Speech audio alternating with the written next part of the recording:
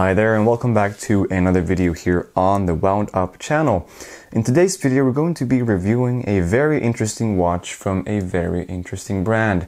This is a Grand Seiko, and more specifically it's the Grand Seiko SBGV245. It's available in the Grand Seiko Sport Collection and it costs $3,000. I've had the watch now in my hands for a little bit more than a week, and so now I'm going to be reviewing the watch. But before we get into the review, let's just show you what I am wearing today. Today I am wearing my Tudor Glamour Date Day, which I bought for myself for my 18th birthday. I am incredibly satisfied with this purchase, and I have the watch right now on an odd face strap, and I will be featuring some more of his straps later in this video. And if you're interested in those straps, go ahead and go click on his link in the video description. Now let's get into this very, very interesting Grand Seiko. So in terms of the case, we have a quite angular design case, which is a bit different, and I do have to say I quite like it, and in combination with the high level of Grand Seiko's finish, it really does look amazing. The case has an incredible water resistance rating of 200 meters, and of course with a screw down crown with the Grand Seiko logo. In terms of the case dimensions, the watch is about 40 millimeters in diameter. In terms of its thickness, the watch is right around 12 millimeters. And in terms of the watch's lug to lug distance, which is a very important measurement, we're looking at around 45 or 46 millimeters, which makes this watch really a fantastic size for most people. It is a sporty looking watch, although it does not have some kind of a diving bezel or a tachymeter scale. It's just a simple time only with a date though watch with a very cool and sporty design. The top parts of the watch are brushed, so the top of the bezel is brushed and the top of the lugs, except for these hoods flanking down, they are extremely well polished, as you can see. And then you do have this very nice looking bevel going from one lug to the other. The finish work on this watch really is quite fantastic, as you guys can probably tell from the video.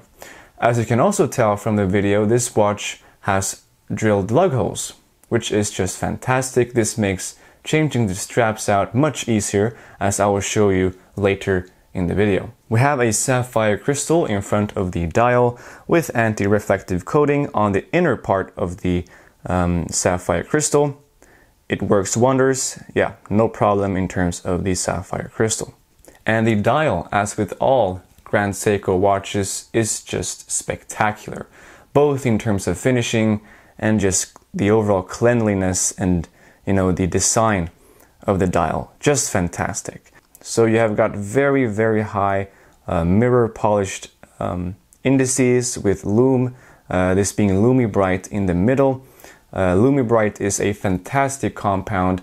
It really is bright and it practically almost shines forever. It is fantastic. So the lume on this watch, just phenomenal. And the finish work on them, just fantastic. I'm not going to try to explain it. I'll just show you some beautiful macro shots of this dial, because words can really not do this dial justice, or this watch's finish work and overall craftsmanship overall. So just enjoy these macro shots as we go along throughout this review. We of course have a date window here at 3 o'clock that is framed nicely. And yeah, overall this watch is a very simple watch, but as you can tell, it's a very elegant but at the same time sporty and kind of unique and cool watch. So in terms of operating this watch, it's very simple. You just unscrew the screw down crown, which surprisingly has quite a short thread. And then of course, if you want to change the date, you just pull the crown out to its first position. And what you can then do is, obviously, you can just go on ahead and change the date. As simple as that. Very, very simple. So let me just check. It's the 14th today, so let's just go back to the 14th. There we go. And of course, if you want to change the time, you just pull this out to the furthermost position and the watch will stop its timing. So the seconds hand will of course stop, so that you can synchronize this watch with an atomic clock, and then the watch will practically run very close to that atomic clock for a very long time. That's how accurate this watch is. So let's get into more detail about this watch's accuracy, and more specifically, of course, the movement that's speeding along inside of this watch. So what we have inside of this watch is the very highly revered Grand Seiko 9F movement.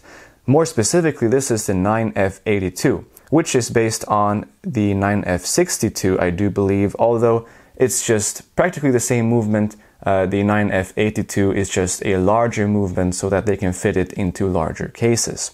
In terms of features on this movement, there's a bunch of stuff to cover. It is just a spectacular movement. It's an independent movement, so it doesn't need any sort of radio communication or GPS communications.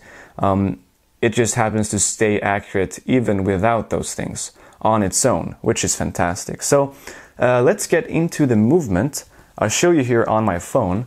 This is what the movement looks like. It is finished. It looks fantastic.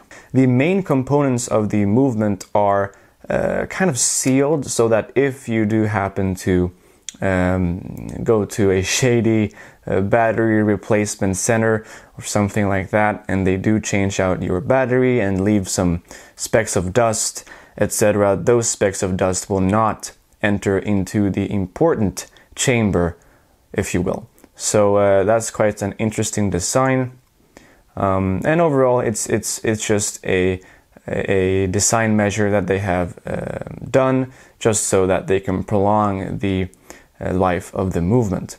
This movement is of course a serviceable movement, as it's such a high quality quartz movement. And in terms of how often you have to service this watch, what people out there are saying is this watch has a theoretical service interval of 50 years, which is just fantastic. So that's great. In terms of the accuracy, you're looking at plus minus 10 seconds per year. I was almost going to say day, as that's what I'm used to saying, but that's plus minus 10 seconds per year. And yeah, that's that's just fantastic. In terms of other features this movement has, it makes sure that the seconds hand always hits the second markers. As you can see here, just looks fantastic. And it also makes sure that there's no kind of backlash with the seconds hand, so it just basically goes from one position to the other without any kind of stuttering. So that's fantastic. As you can see, looks very smooth and elegant, and yeah, just high quality overall. Fantastic. So yeah, this watch overall, I'm very, very impressed with what Grand Seiko has done here.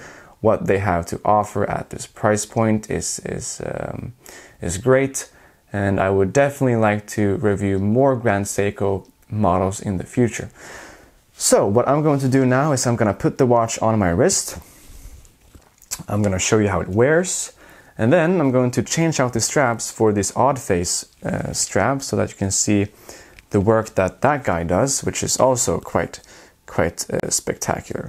So here is the watch on my kind of 19.5 centimeter wrist. I think it looks fantastic. It's a great size for my wrist, but the great thing about this case and its dimensions overall is the fact that it's going to be a crowd pleaser. So if you have a smaller wrist than I do, this watch is going to be perfectly fine on your wrist, and of course also vice versa. The strap that this watch comes with is this fabric strap. I think it's a great match. I'm not a huge fan of fabric OEM straps, but this one is very comfortable. It looks fantastic, and it comes with this rather interesting buckle. So you've got a dual button release for the clasp, And yeah, it's very solid. It's machined nicely, and overall it looks great. On the inside here you have the model number of the strap, and that it's made in Japan, and you have Grand Seiko here on the other side of the strap. In terms of the case back here, nothing too spectacular, but you do have the Grand Seiko lion, which looks fantastic, of course, and you do have some text just informing you about the watch in question. So now let's put these two straps, or well, these two parts of a strap on this watch, and I'll show you how that looks. These straps are made by a fellow Swede.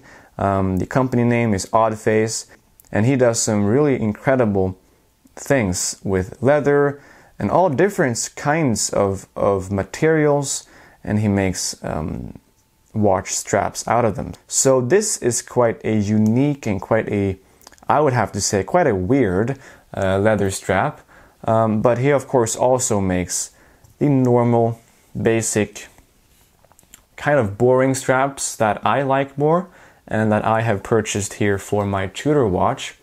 As you can see, this strap is also made by Oddface. So I will leave a link in the video description to this person's website if you're interested in getting some really high quality straps for very reasonable prices made here in Sweden. Go ahead and contact the guy, and he'll hook you up with some fantastic straps. So let's put this light green strap on the Grand Seiko, and I'll show you how you do that. It's extremely simple on this watch because it has drilled lugs. So all you have to do is get something that's kind of small and can fit into that hole, and just push it on through. There you go.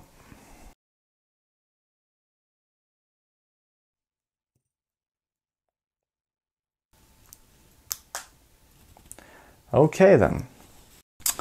And there you have it. That looks very interesting. Actually, it does look a whole lot better than I thought it would.